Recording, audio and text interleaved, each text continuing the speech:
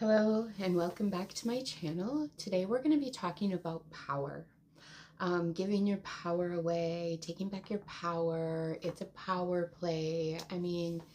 Power. Let's empower ourselves is a huge word that's thrown around a lot. And today I want to get us to understand the word power and how it relates to ourselves and how we can maintain our power, use our power in things that serve us, and stop giving away our power by understanding a few key things.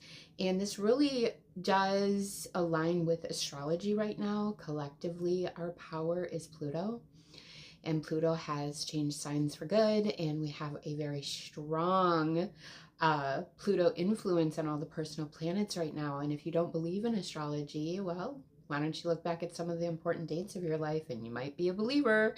Like, everything is so the energies of the planets. It's just seeing what's happening in our own psyche. So let's get to it. So we're going to talk about power as it relates to this video in a way that you can understand our consciousness is our power. I tend to use this statement, I've noticed a lot, that everything is mind. So everything is mind really screwed me up in the beginning, because in my self-awareness journey, I had some soul contracts and I had a Kundalini awakening, which just inflamed my body. And so when I would hear that everything is mind, I was like, no, it's not. I'm here to tell you, I can vouch for it. My body is feeling the pressure, the pain, the fire, all those things.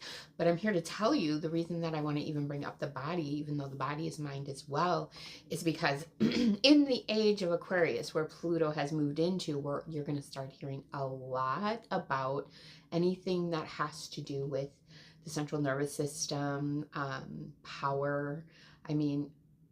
Power is Pluto, but in Aquarius is electric. It's ruled by Uranus, very electric. So we're going to be coming into a time that we can get to be very powerful beings in creating our lives. And so it's really important to understand that everything is mind, meaning even our mind activates thoughts that cause our body, our central nervous system, to respond. So everything is mind. Everything we think about, everything that we do, everything that is from our mind. Okay? And so what we can understand from this is that our power is being taken by all the fractals of our mind. We're not one-minded. And this is Jesus talks about this too. That's what wholeness means. Holy Spirit. So how do we understand? Because that's what this video is for. I want you to understand how we're giving away our power. It's all in our mind. And for the age of Aquarius, Aquarius is about the higher mind and how we connect to God or become holy, in my opinion. Now remember, these are all things that I'm just saying to you. It could be even metaphorically to help you understand. So here, be with me. Okay. So power, right, is being given away because we split our consciousness. So let's look at that so you can understand how to get your power back. This is really crucial to creating your life. All right, okay. So you don't want to have split consciousness. You don't. Okay. How can I make an example of split consciousness so you can understand how you're giving your power away? I would like to use the one that messed with me the absolute most, and that's money. At first I thought it was love, but then I realized it's money, but they're both pretty significant in fuckery because I have a Venus ruled chart, and Venus rules love and money. And I have some detrimental placements to that. So be with me so you can understand. I am a very Venusian ruled person. Okay. And so that means I deeply value love and money. If you've ever met a Taurus before, and I'm a Libra rising, and I have Venus in Gemini. So I truly value love and money. let's just say. And Gemini, with Venus in Gemini, it's the mind, and the way that I think and communicate is Venus ruled too. So understand that how we split our power, though, is if I am thinking about money, right? And I know how to get into abundant consciousness, you know, like the rich dad, poor dad type thought system. But I don't even realize that I'm giving my power away to the poverty consciousness. And there's my split. Okay. And so it's unconscious to us that we're giving our power away, because if we knew, we wouldn't do it. And it's maybe not so unconscious that we're giving our power away in the thoughts, because we think that thinking these thoughts are going to help us. And this is where the power loss is, because all it's doing is keeping us on that hamster wheel. The loop that I talk about, our patterns looping, that's to me karma. Okay. And so what I was doing is, if I had an issue with money, I would start doing a whole lot of things with my mind that were taking me away from the power, because I was splitting from the true power, which is just create, right? So let's just say that I was having a shitty time, because I've always been self-employed. So this might be hard to understand if you're a W-2 worker, but I've always been self-employed. So let's just say I'm having a terrible week financially. And I'm like, what can I do? What can I do? And I start to think, A, B, C, D, D, D, bean counting, doing all the things, right? Wasting power. And we all do this. Instead of just putting myself, okay, this week might be bad, but let me still channel my power into abundance, which means the closeness of understanding that creativity and abundance are first cousins is very important, because you cannot be abundant if you're not channeling creation. God is love. We have to love our lives. We have to create from that place. And when we're split, we can't get there. And so what I was doing, because as I become more conscious and aware, I was trying to be a creator, which helped me in so many ways make a lot of money. But then when I was having a hard time, I would give my power away to these mental patterns, and they were actually causing me to self-sabotage. And so I was never completely following through to scale abundance. I would have these little things come in, and they would take my power. I would start thinking. The worst thing I did with my thinking is bean counting, because what bean counting does is it limits you into poverty. Because if I say to myself, if I do this job, I'll make A, if I do this job, I'll make B, and by Sunday, I will have this amount. You're limiting yourself from being a creator. So the best way to get through that and not do it anymore is just to really start giving your focus, consciousness, to, I can't bean count this. I just have to keep going with the momentum of creativity, which then turns into abundance. But it's very challenging, because the unconscious stuff is collective beliefs. I have been taught through the age of Capricorn. Capricorn is about time and space. We were paid for our time. Okay? That's where the bean counting came from. Capricorn's a bean counter. It likes to scale things. It likes to understand each step. It's a north sign. And we moved into Aquarius, where Aquarius is like, set your mind to it and everything will come. Very different. It's not going to be bean counting. It's going to be creation. Okay?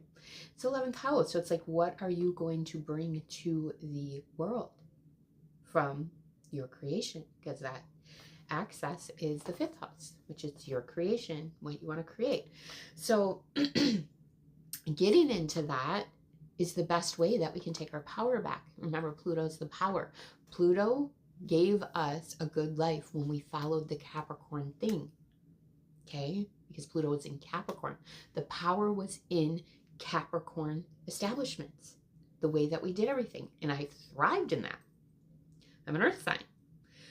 But now it moved into Aquarius. None of that's going to work. And so wherever you're giving your power away to Capricorn type themes, okay, and there's other things, but I'm just using these as metaphors again. Wherever you're giving, it won't work. So collectively, we're all being antagonized to let go of this rigid power system that we were giving our energy to. And we're still doing it. And so what happens is now that Pluto has moved into Aquarius, when we're trying to do those old things, they don't work. And then like me, I get triggered. And then I try to default to the old Capricornian things that I would do to make money. And those aren't working. I'm just spinning my wheels, giving my power away into the wrong direction. Okay?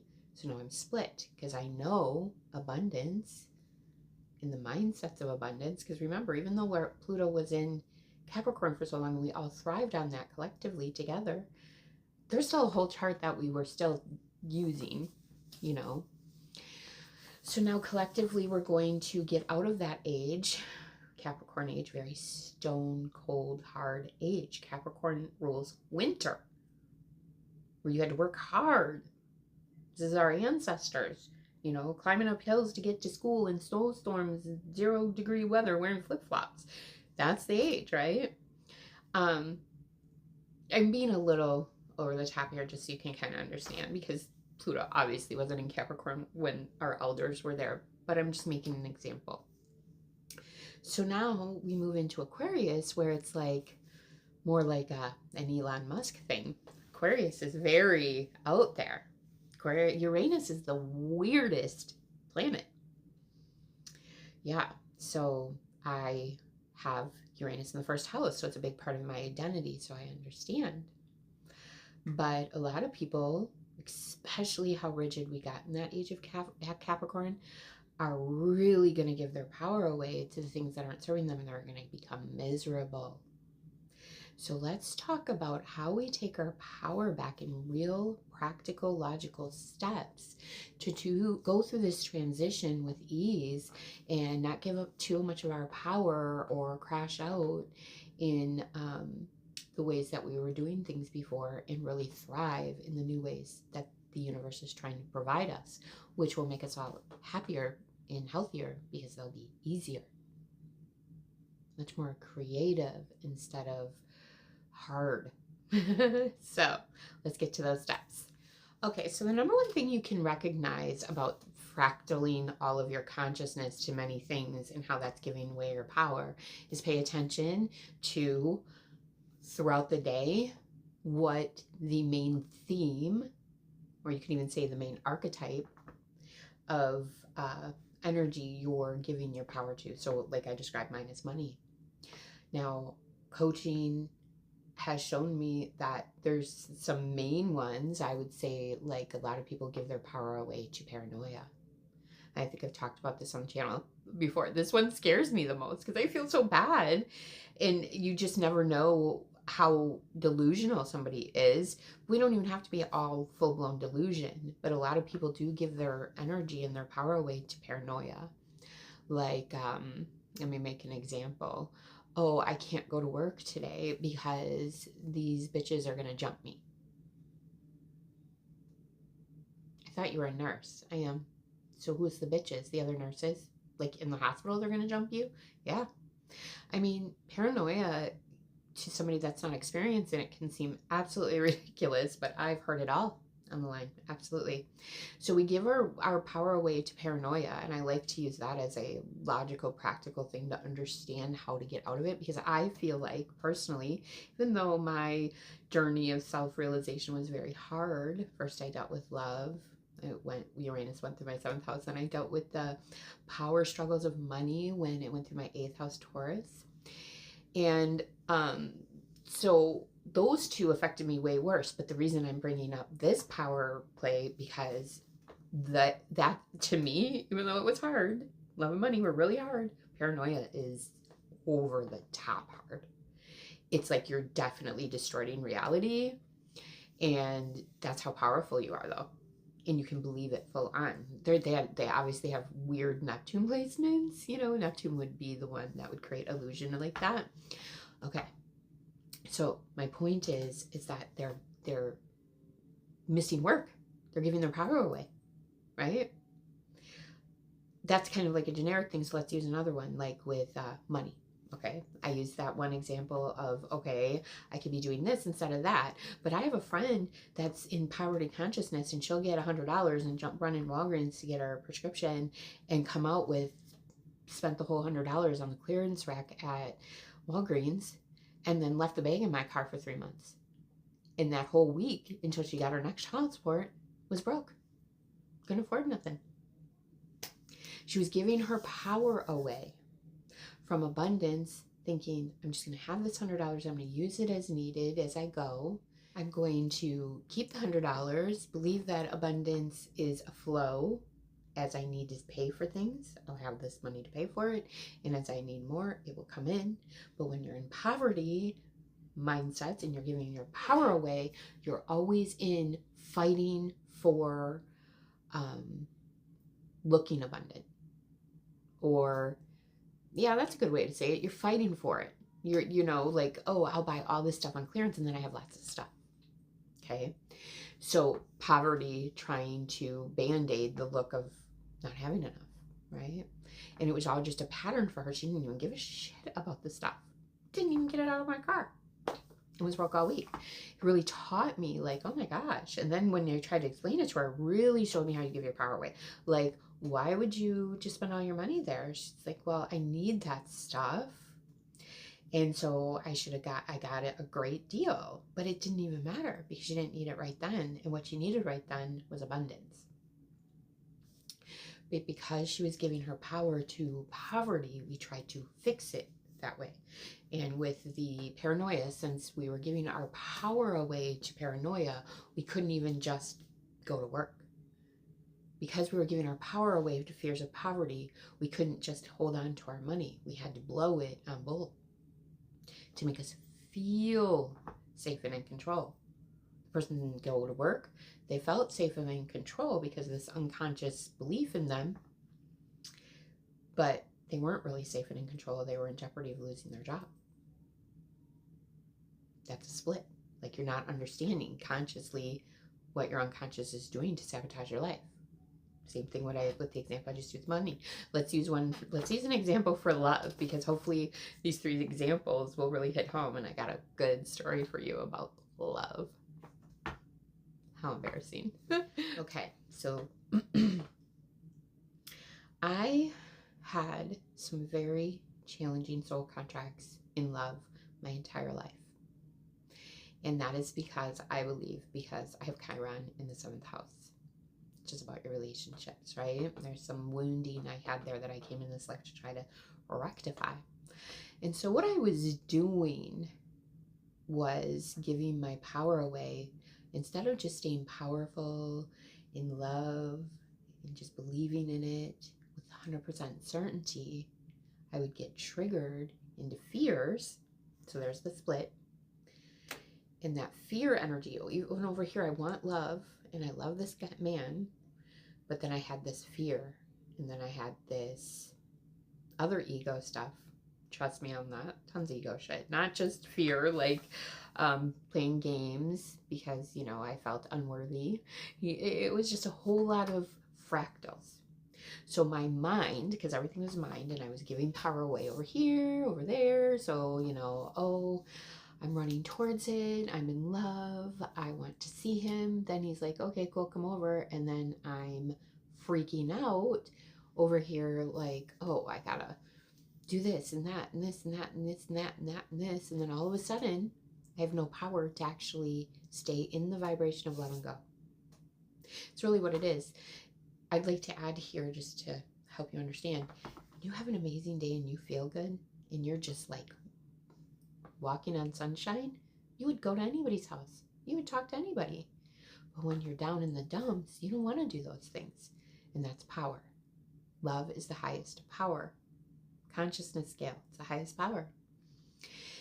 So I was consistently doing that. And then I had a very good soul contract halfway in between. We became good friends and we helped each other understand ourselves, which was great. Instead of just reacting to each other, we responded so we can understand. And he said to me, you run towards things, and then when they come towards you, you run away. The push and pull, right, of the ego and the soul. My soul wants it, but my ego is scared. So I have patterns that activate my central nervous system, that make, the power. My body's got the power now. My body's running. So how do we take back the power of all those things? Because I'm sure at this point, I hope you understand that you're doing some of this, right? And this is where the true power issue is. This is where the real power play is between you and you. So how do we start to unfractal our mind? Because that's all it is. If we think of love, we think of fear. So we want to get back to, when we think of love, we stay in love. And I've heard all the arguments too of the ego, especially coaching. Why would I stay in love? This dude's going to hurt me. Dudes are shit. They suck. That's the part of your unconscious that's going to create it. See the splits? Everything is mind. So your mind is being reflected back to you. And power. One person aligned with love overrides. That number used to be really high. It's less now because the planet is more dense, I think. But let's just say 700,000 people. They used to say 1 to 2 million. But if you can stay in that energy, but also the person that invented the consciousness scale, people, he's saying there's only 500 people on the planet that can achieve that and stay there. Because it's immense power. Everything's a reflection of you. If you walk into a room and you have no personal power and everybody in there is in conflict and you can feel the crisis boiling all around you, you are going to start feeling that energy, and then you're going to become part of it. You're going to succumb to the collective energy. Pluto, right? So we're all being pushed to become part of the Aquarian age, right? And this is the best way I know how to help you understand, because that Capricorn stuff is that mindsets of life is hard. Read about Saturn. So when you recognize this split, I want this, but I believe this, and they are opposing each other. That's the practical way to uncover it and become self-realized. Because self-realization is so important, because then you can become a master of your life. So when you recognize those splits, the first thing you should do is be so grateful. You don't push against it. You don't try to change it. That's what we do, and it becomes more split. Because what we don't like about ourselves comes repressed and in the shadow, and then we project it out. We attract the people we can project on. So we don't attract what we want, we attract what we are. If I don't believe that men are good, then I'm attracting bad men, because I have to be able to project my belief onto something. So we attract what we are. So we don't want to repress that stuff anymore. We want to say, ooh, I have all of these places I'm putting my power. Consciousness is power. Putting my consciousness out there in all these different ways that are opposing each other. How interesting. That's how you take your power back. You don't shame those parts of yourself. You don't try to change them. You deeply accept them. Self-realization is realizing deeply who you are without judgment. And if you're fractaled in your consciousness 800 different ways, so be it. Because the first thing you have to do is deeply know that about yourself. Because what you know about yourself and you accept no longer has the power to hurt you and cause you to do self-sabotage. Let me try to make an example of that. If I tell myself, no, I don't want to use that example. If I tell somebody that knows that they're lovable and worthy, and they're very aligned with love, hey, I love you. Thank you. I love you too. Now, if you find somebody that's so fractaled in love and they just don't feel worthy of it, then you say, I love you. They would be like, oh, yeah, right. So you could be walking past true love every day, but you would never see it. And if you did see it and you did feel it because you had some realization going on, you'd sabotage it if you don't take the power back. And the power is the repression. That's Pluto. Pluto and Lilith are repressed things. This reminds me of Wizard of Oz. You have the power all along, because once you bring that back, that's your power. Power never, it just needs to be transformed. It can't be killed or lost. It just needs to be transformed. So it's down there running some of your battery, right? And once you accept it and bring it into your conscious awareness, self-realization, you get that power back. So it's not about fighting all these aspects of yourself. It's just like knowing them and becoming whole with that. I don't have certainty when it comes to love, and that's okay. But I want to, and I want love, and that's okay too. Because then it won't trigger you when you accept it. It will just be part of you that you deeply know and accept. And then when you meet a guy that does something to trigger that fear, you can say to him, hey, yo, I get it, but this is not how I can function, because you know yourself. You're not going to be afraid of losing this person. None of that. You're going to be more afraid of not speaking the powerful truths so that you can keep your power and not do all of these weird things that we do when we're falling in love, right? Some crazy, weird banana stuff. So when you accept yourself, you're able to talk about it.